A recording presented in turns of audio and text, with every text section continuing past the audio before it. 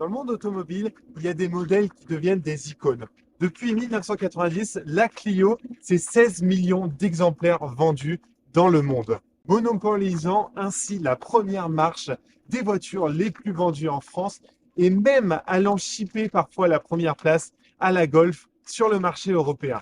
On a tous un modèle iconique en tête à travers le nom Clio. On a tous un souvenir dans une Clio. Soyons clairs, quand Renault présente en 2012 la quatrième génération de Renault, c'est un vrai vent de nouveautés pour le losange. On passe de forme rondouillarde, très gentille, à plus de dynamisme, plus de lignes un peu plus acérées, un peu plus de sportivité.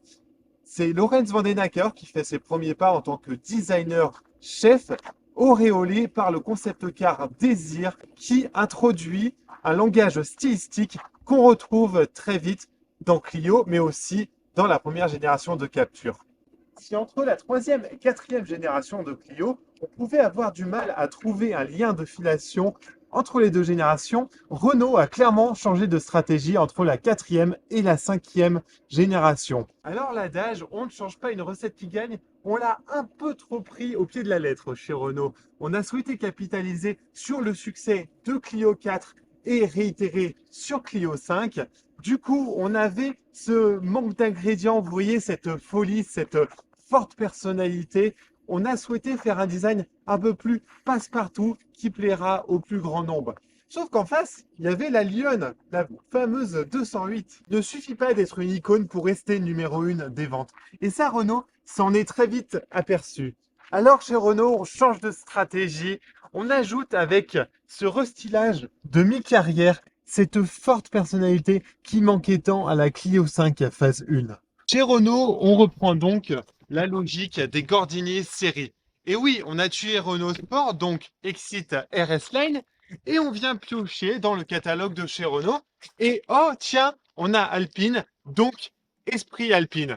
Et du coup, on se retrouve avec des inepties genre Espace, Austral, Esprit Alpine. Coucou, Wind Gordini.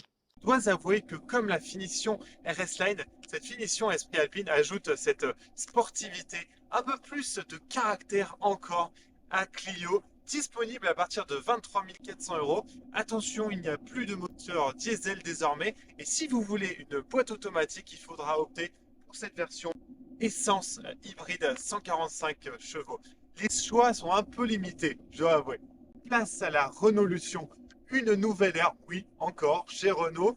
Et pour marquer le coup, on change de logo avec un tout nouveau logo qui fait référence évidemment à celui de 1972, les fameux logos néo et rétro. Et quitte à contre-attaquer le lion, autant déloger leur designer vedette, Gilles Vidal. Voici donc la première œuvre de Gilles Vidal pour une voiture de série qui a dit qu'il avait vécu en F1 que le mercato était intéressant. Donc, nouvelle ère et nouveau logo, check. Nouvelle signature lumineuse, check. Évidemment, je ne vous apprends rien. Les C-Shape, c'est fini. On pouvait apercevoir déjà sur Renault Trésor. Et donc, Scenic Vision vient introduire cette nouvelle signature lumineuse, ce fameux 2000 losanges. Par contre, aujourd'hui, il est important d'uniformiser une gamme. Vous voyez cette signature lumineuse, hop, Mercedes. Et donc, chez Renault, actuellement, vous vous retrouvez avec Mégane E-Tech, cette signature lumineuse, Austral Espace, cette signature lumineuse, et donc Clio et Scénic, le futur en 2024 ou 2025, avec cette signature lumineuse. Allez, attardons-nous plus sur ce nouveau design de Clio 5 Phase 2 parce que c'est un exercice de style hyper intéressant. Alors, on a horizontalisé la partie des feux, on a aussi affiné ces feux et on a verticalisé la signature lumineuse. Clairement, c'est Gilles Vidal qui fait du Gilles Vidal. On reconnaît cette patte. Ça serait mauvaise foi de dire que c'est Renault qui a copié Peugeot parce que Renault fait tout pour rappeler ce losange. Donc évidemment, bon, cette nouvelle signature lumineuse, mais aussi on a cette sorte de lame qui fait un peu penser à la lame F1 que vous aviez sur Clio 4 RS par exemple.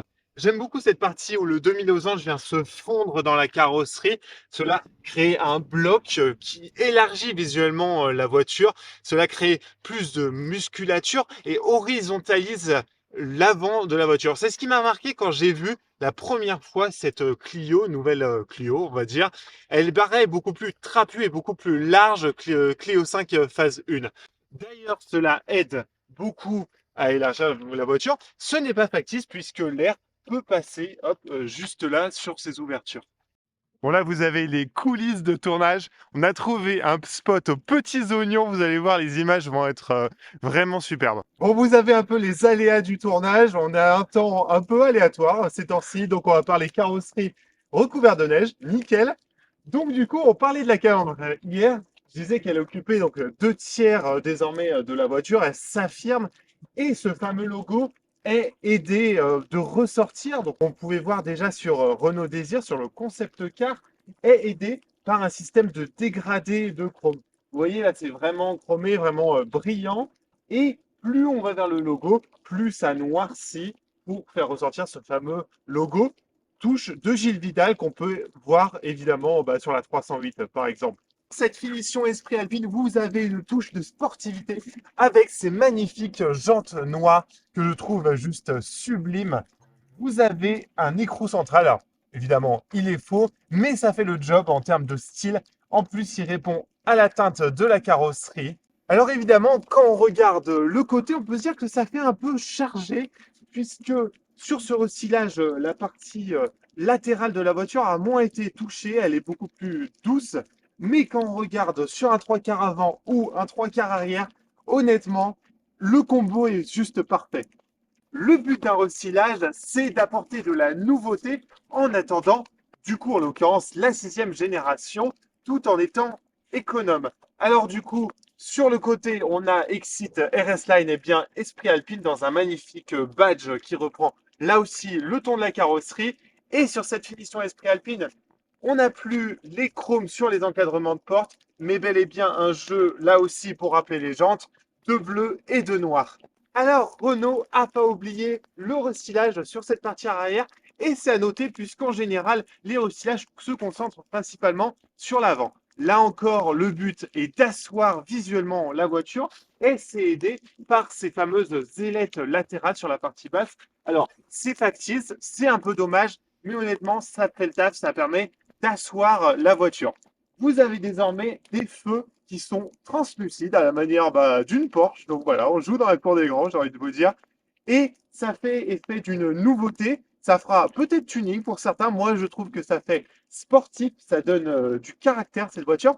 Et nul doute que on retrouvera ces feux sur les Clio 5 phase 1, puisque c'est le même bloc optique. Sur cette finition Esprit Alpine, vous avez également un diffuseur. Évidemment, je n'ai pas besoin de vous dire qu'il est factice, mais là encore, ça amène cette fameuse touche de sportivité, d'autant plus qu'il reprend la fameuse teinte qu'on retrouve à l'avant, qui rappelle elle-même la fameuse lame F1 qu'on pouvait apercevoir sur Clio 4 RS, par exemple. Si on s'attarde sur ce feu qui paraît de prime abord assez doux au niveau du visuel, en tout cas plus doux qu'à l'avant, évidemment, qui a donné beaucoup de caractère, vous avez un écho, par exemple, entre l'avant et l'arrière sur cette partie avec cette nouvelle signature lumineuse.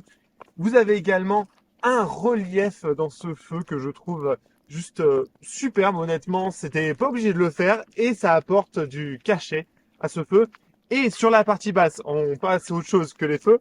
Vous avez un motif là encore un peu carré qui muscle le jeu de Clio, qui rappelle l'avant dont je vous parlais hier du coup, parce que on est un deuxième jour.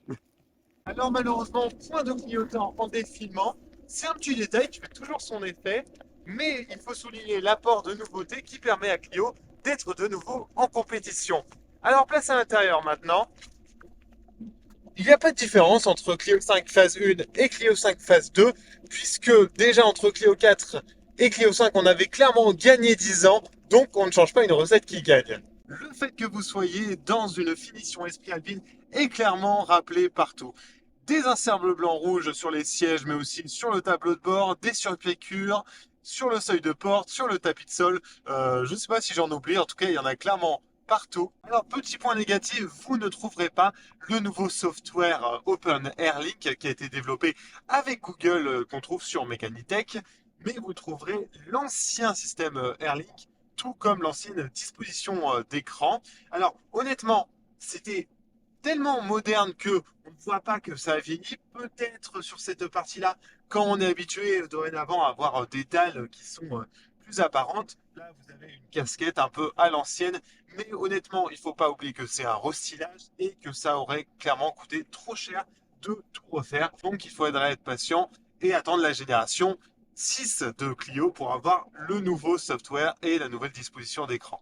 Sur cette finition Esprit Alpine, vous aurez le droit à de superbes sièges semi-baquets qui apportent vraiment de la sportivité à l'intérieur et aussi du raffinement avec par exemple des surpiqûres, le petit drapeau français, plus de textures, différents matériaux et surtout beaucoup plus enveloppant, donc presque prêt à arpenter les routes sinueuses des montagnes.